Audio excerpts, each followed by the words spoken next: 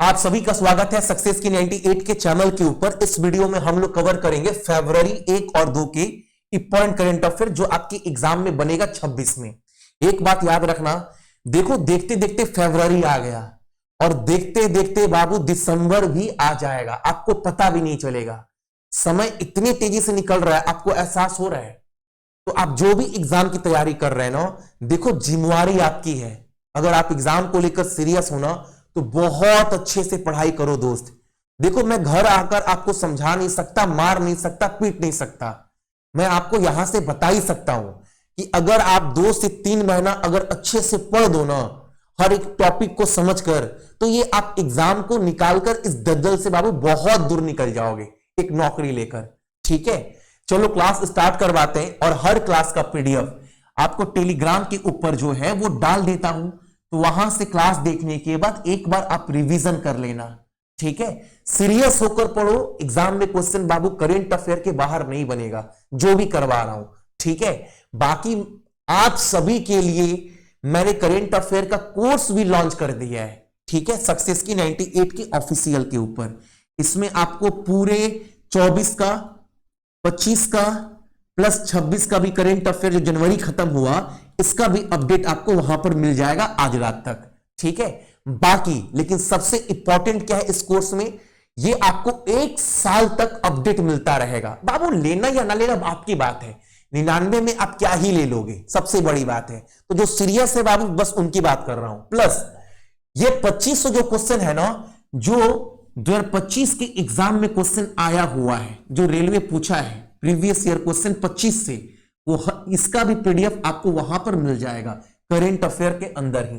ठीक है, चलो क्लास स्टार्ट करवाते हैं। पहला क्वेश्चन हमारे सामने क्या बोल रहा है, ओलंपिक काउंसिल ऑफ एशिया के नए प्रेसिडेंट, नए अध्यक्ष के तौर पर किसे नियुक्त किया गया है। तो आपको सबसे पहले यह पता होना चाहिए ओलंपिक काउंसिल ऑफ एशिया का ना जो गठन हुआ था, इसका गठन कब किया गया था। अगर आप सभी से पूछे कि एस्टैब्लिश कब हुआ था, तो आप बोलिएगा भैया 1982 में किया गया था नई दिल्ली में। ठीक है, क्या बात करिएगा भाई, नई दिल्ली में जब इसका गठन हुआ ना भैया, उस समय देखो कोई भी संस्था अगर बनता है या कोई भी संगठन बनता है तो उसके कुछ मेंबर होते हैं शुरुआत में जब उसका गठन होता है।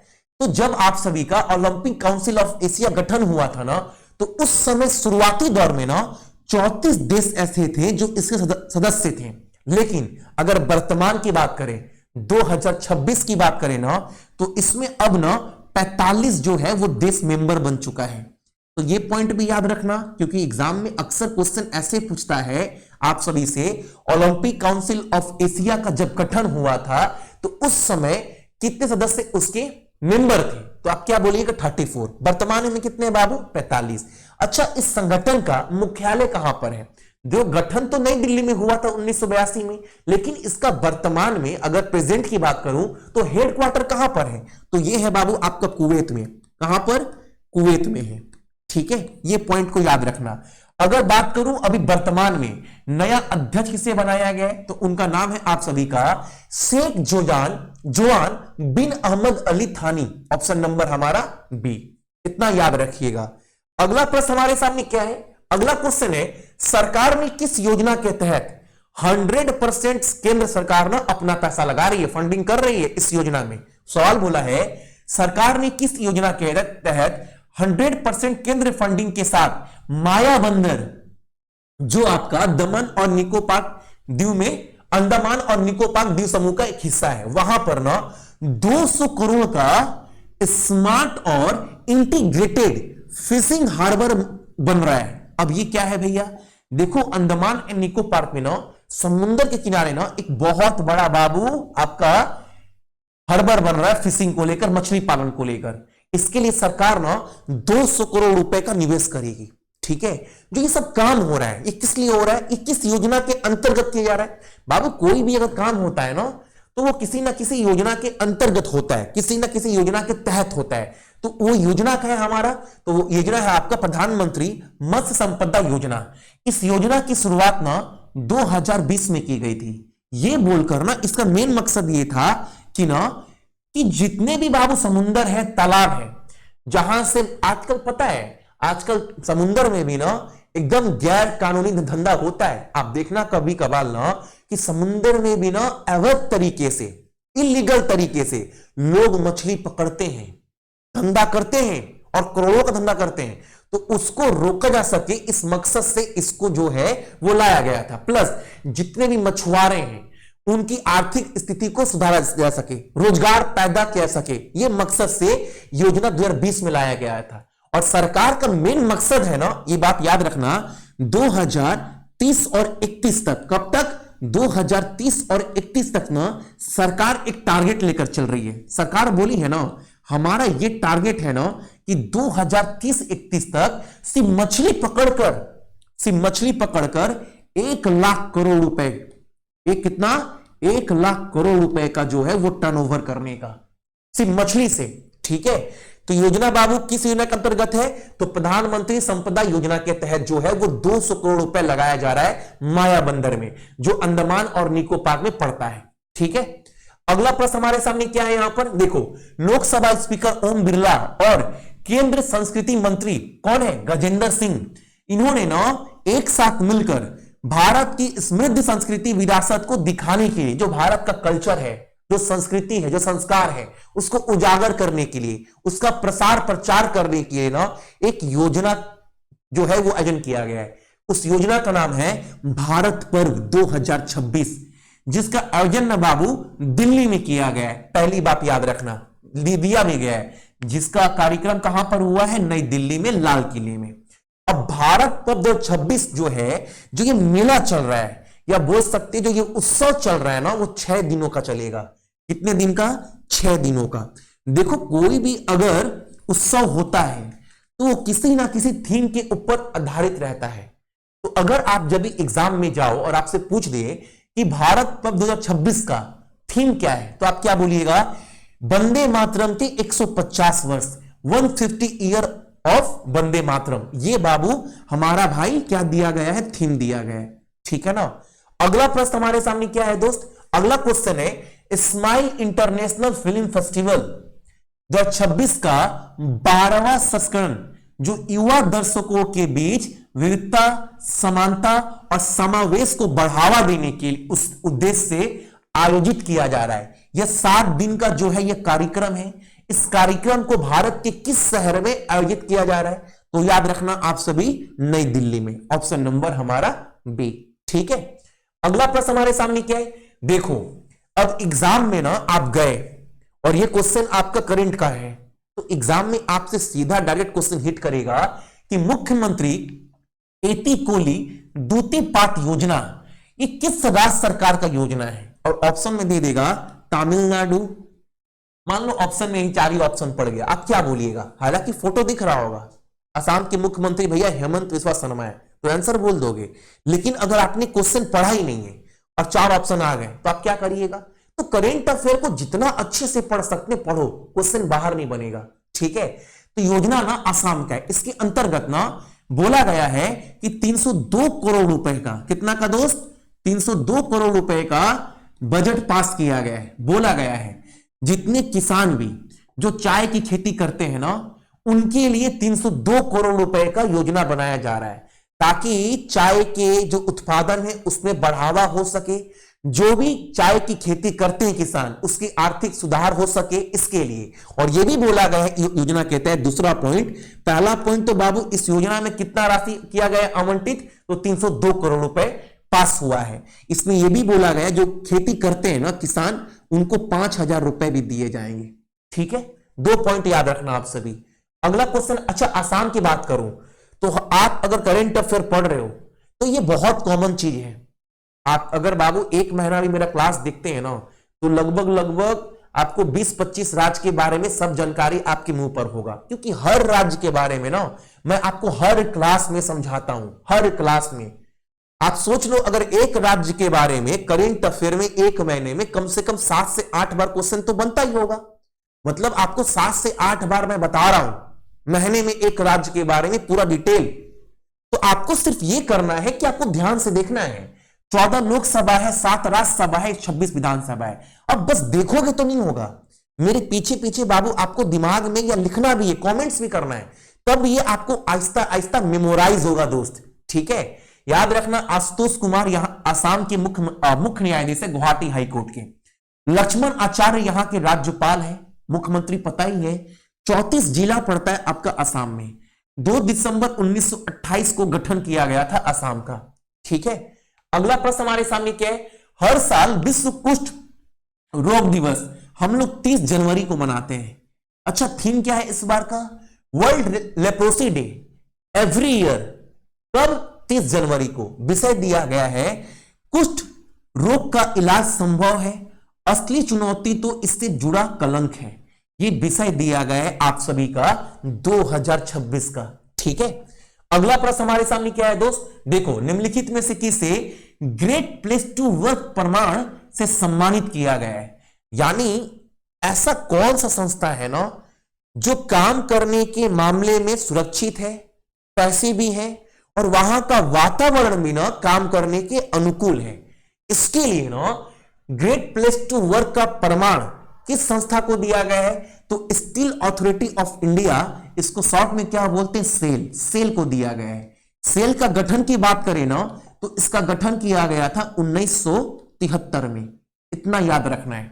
ठीक है, अगला क्वेश्चन हमारे सामने क्या है दोस्त, देखो सरस मेला 31 जनवरी से 9 फरवरी तक किस शहर में आयोजित किया जाएगा। अब एक मेरी बात याद रखना, 31 जनवरी से 9 फरवरी की बात कर रहा है, तो इसका आयोजन ना दोस्त जम्मू में हुआ है, सबसे पहला पॉइंट। लेकिन 2026 में ना 3 जगह पर, 3 प्लेस पर, 3 जगह पर इसका आयोजन होगा। वो जगह कौन कौन सा है दोस्त, तो एक तो आंध्र प्रदेश, दूसरा है आपका जम्मू जो आपको मैं अभी बता चुका हूं, और तीसरा है दोस्त आपका गुरुग्राम। ठीक है, हरियाणा में 3 जगह इसका आयोजन होगा। अच्छा भैया, ये सरस मेला जो है इसका आयोजन होता क्यों है, देखो मान लो क्या होता है ना, जितने भी ग्रामीण इलाके हैं, जो गांव इलाका है, जो विलेज इलाका है ना, ऐसा नहीं है कि शहर में ही रहने से ही आपको सारा ज्ञान, सारा टैलेंट आ जाएगा। जितना टैलेंट गांव के लोगों में है ना बाबू, काशी कहीं पर किसी के पास होगा। ठीक है, तो गांव में जितने भी लोग हैं जो वहां पर, देखो मान लो गांव में बहुत कुछ ऐसा है ना, प्रोडक्ट्स है, सामान है, जो गांव के मेला में, गांव के समाज में, एरिया में ही ना दब कर रह जाता है।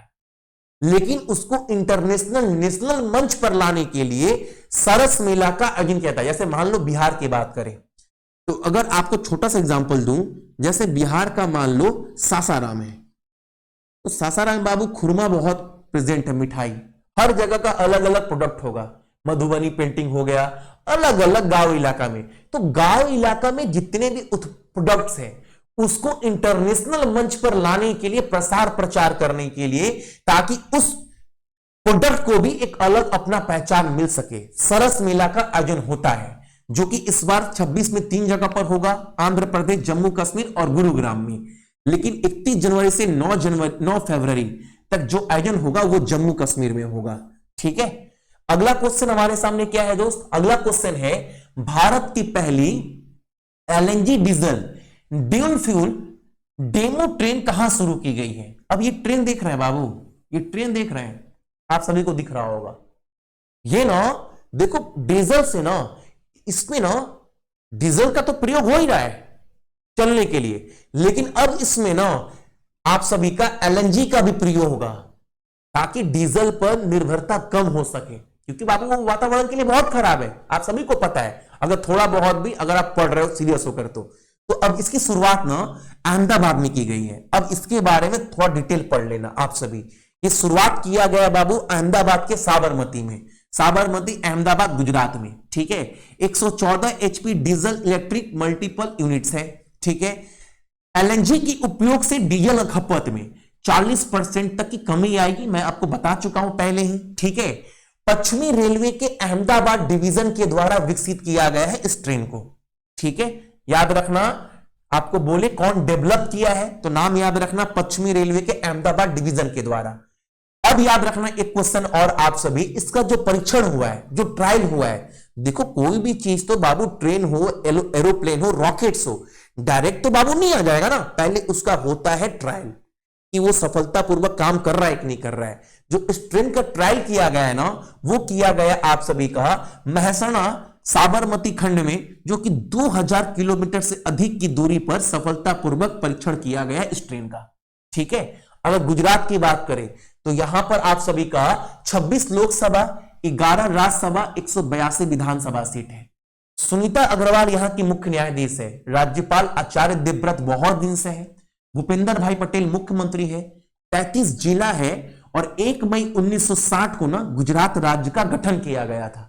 ठीक है, अगर अगले प्रश्न की बात करें, निम्नलिखित में से किस राज्य के मुख्यमंत्री ने मुख्यमंत्री, अब एक बात याद रखना जितने लोग भी देख रहे हैं, मुख्यमंत्री ग्रामोत्थान योजना शुरू किस राज्य के द्वारा किया गया है?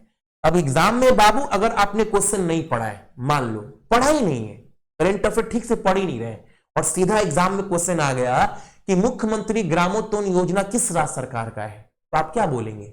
ये ना गुजरात राज्य सरकार का है। ये किसने लॉन्च किया गया है? मान लो बाबू ये शहर है, ठीक है, अब ये मान लो गांव है, तो आप इस बात से निकार नहीं सकते, कभी कोई नहीं नकार सकता कि भैया गांव और शहर के विकास में ना जो विकास है, जो डेवलपमेंट है, उसमें जमीन आसमान का अंतर है। तो मुख्यमंत्री ने योजना स्टार्ट किया है कि जो गांव और शहर के बीच में जो विकास का गैप है ना, उसको कम किया जा सके। यानी सीधा सीधा बोलने का मतलब है कि जो सुविधा, जो डेवलपमेंट शहर में हो रहा है, वो हर एक सुविधा अब गांव में भी पहुंचाया जाए। इसके लिए लॉन्च किया गया है मुख्यमंत्री ग्रामोत्थान योजना, जो कि गुजरात राज्य सरकार का स्कीम है। अभी गुजरात के बारे में मैंने क्या पढ़ाया? यहां पर लोकसभा सीट कितना है भैया? भूल गए? भाई थोड़ा बहुत तो दिमाग में बोलो, नहीं भूलोगे। अभी मैंने बताया 26 लोकसभा सीट है, 11 राज्यसभा सीट है और विधानसभा सीट की बात करें 182 है। अभी मैंने बताया कि यहां के मुख्य न्यायाधीश कौन है? सुनीता अग्रवाल। राज्यपाल की बात करें आचार्य देवव्रत, मुख्यमंत्री भूपेंद्र भाई पटेल। ऐसे पढ़िए ना। अगला प्रश्न हमारे सामने क्या है दोस्त? देखो आर्थिक, देखो बाबू, मैं जितने भी भाई हैं मैं रिक्वेस्ट कर रहा हूं जो मेरे को फॉलो कर रहे हैं, अच्छे से करंट अफेयर पढ़ रहे हैं, देखो आर्थिक सर्वेक्षण 25 और 26 इसका प्रॉपर नोट्स ना मैं आपको प्रोवाइड करवाऊंगा और आप लिख कर लेना। एग्जाम में ना 90% लोग इस टॉपिक से क्वेश्चन एग्जाम में छोड़कर आते हैं, पढ़ते ही नहीं है, इकोनॉमिक्स समझ में नहीं आता है। मैं क्लास भी करवा दूंगा और जितने क्वेश्चन बना है 25-26 में, जो रिपोर्ट आए हैं सारे, उसका एक अलग से प्रॉपर नोट्स भी आपको दे दूंगा टेलीग्राम के ऊपर भी। और आपने एप्लीकेशन जो भी कोर्स लिया होगा करेंट अफेयर के अंदर ये एमसीक्यू नोट्स प्रॉपर हम ऐड भी कर देंगे। ठीक है, बस आप ईमानदारी से पढ़ो, कंटेंट आप तक पहुंचाना मेरा काम है। ठीक है, तो वित्त वर्ष 26 के लिए भारत की जीडीपी वृद्धि दर का अनुमान कितना लगाया गया है? तो 7.4% का। ऑप्शन नंबर हमारा ए। ठीक है, अगला क्वेश्चन हमारे सामने क्या है दोस्त? अनुसूचित वाणिज्य बैंकों की कुल एनपीए यानी नॉन परफॉर्मिंग एसेट वसूली दर वित्त वर्ष 18 में लगभग 13% से बढ़कर वित्त वर्ष 25 में कितना हो गया है? अब मैंने आपको काफी बार बताया है कि बाबू नॉन परफॉर्मिंग एसेट्स क्या होता है, जिसको हम लोग एनपीए बोलते हैं। ये होता क्या है भाई? कितना बार समझाया हूं कि मान लो आपने कहीं से भी अगर लोन लिया और अगर आपने लोन नहीं चुका पाया, लेकिन लोन लेने से पहले आपसे बैंक क्या रखता है? कुछ सामान रखवाता है। अगर आप नहीं चुका पाए तो वो सामान क्या हो जाएगा दोस्त? एनपीए। ठीक है, याद रखना। वो बैंक क्या कर देगा? नॉन परफॉर्मिंग एसेट्स हो गया। तो 18 में ना जो नॉन परफॉर्मिंग एसेट थे उनकी रिकवरी रेट जो थी वो 13% था, लेकिन वित्त वर्ष 25 में ना वो कितना हो गया है? 26%। लगभग सटीक बताऊं ना तो 26.2% हो गया है। ठीक है, एक कम से कम क्लास को लाइक कर देना जितने लोग भी क्लास वीडियो देखते हैं। अब देखो, जो आप सभी का इस बार गणतंत्र दिवस हुआ उसके ऊपर जितना भी परेड को लेकर अवार्ड मिला है वो हर चीज बाबू आपको मैंने दे दिया है। जनवरी का जब पीडीएफ खोलिएगा ना, आपको हर चीज जनवरी के पीडीएफ को अच्छे से पढ़ना अपने एग्जाम के लिए।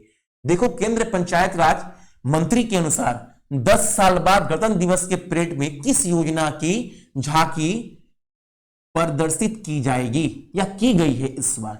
बताओ। देखो, अलग अलग राज्य का, आर्म पुलिस का, सबका झांकी निकला। तो पंचायत राज्य के द्वारा जो झांकी निकाला गया वो झांकी किस चीज का था, ये मैं आपसे पूछना चाह रहा हूं।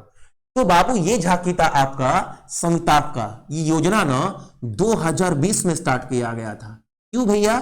ताकि ना जो गांव इलाका है, जो गांव इलाका है, मान लो ये कोई विलेज है, मान लो कोई गांव है, इस गांव का पूरा मैपिंग करने के लिए डिजिटल तरीके से कितना जमीन है, कितना दस्तावेज है, सबका पूरा टेक्निक से, टेक्नोलॉजी के माध्यम से पूरा मैपिंग करने के लिए ये योजना लाया गया था। ठीक है, इस योजना के आधार पर जो है इस बार का थीम था पंचायत राज का। और ये लॉन्च कब किया गया था? 24 अप्रैल। पंचायती राज दिवस कब मनाते हैं? 24 अप्रैल को मनाते हैं। तो 24 अप्रैल 2020 में लॉन्च हुआ था। ठीक है, अगला क्वेश्चन हमारे सामने क्या है? हाल ही में लॉन्च किया गया आधार ऐप उपयोगकर्ताओं को एक परिवार एक ऐप की अवधारणा के तहत एक ही डिवाइस पर कितने आधार प्रोफाइल को ऐड कर सकते हैं। यानी मान लो अगर आपने एप्लीकेशन लॉन्च किया आधार ऐप, ठीक है, एक आदमी घर में ये आधार एप्लीकेशन लॉन्च कर लिया, अब उसका डिटेल तो उस आधार पर रहेगा ही रहेगा, लेकिन उस ऐप पर ना आप 5 लोगों के और डिटेल को ऐड कर सकते हो। ठीक है, तो यहां पर क्या होगा? प्रोफाइल में पकड़ के 5, ऑप्शन नंबर हमारा बी। ठीक है, अगला क्वेश्चन हमारे सामने क्या है दोस्त? याद रखना, अरुण जेटली की जीवनी के ऊपर एक किताब लिखा गया है, जिस किताब का नाम है the life and legacy of Arun Jaitley. The life and legacy of Arun Jaitley. इस पुस्तक को लिखा कौन है? इस पुस्तक को लिखा गया है सुमन बत्रा के द्वारा। ठीक है, अगला प्रश्न हमारे सामने क्या है? एक किताब और है, किताब का नाम है अग्नि सरसूल विकासी निचना कमलम द्रौपदी मुर्मू, जो हमारे देश के राष्ट्रपति के ऊपर एक किताब लिखा गया है। इस किताब के लेखक कौन है ये आपको बताना है। इस किताब के लेखक है बाबू यारालागड्डा लक्ष्मी प्रसाद। ठीक है, ऑप्शन नंबर हमारा सी। अगला प्रश्न हमारे सामने क्या है दोस्त? देखो, डीआरडीओ के द्वारा, डीआरडीओ गठन कब हुआ था? तो आप सभी को कितना बार बताया है, डीआरडीओ 1958 में, और इसरो की बात करें तो ये 1959 में हुआ था। ठीक है, 59 में हुआ था ना। आप सभी एक बार कमेंट्स करना, जितने लोग भी वीडियो देख रहे हैं, कि इसरो का जो गठन है वो किस साल हुआ था। जितने लोग भी देख रहे हैं बाबू, आपको इसका कमेंट करना है। ठीक है, डीआरडीओ का जो गठन है 1958 में हुआ था। नई दिल्ली में जो है इसका मुख्यालय है।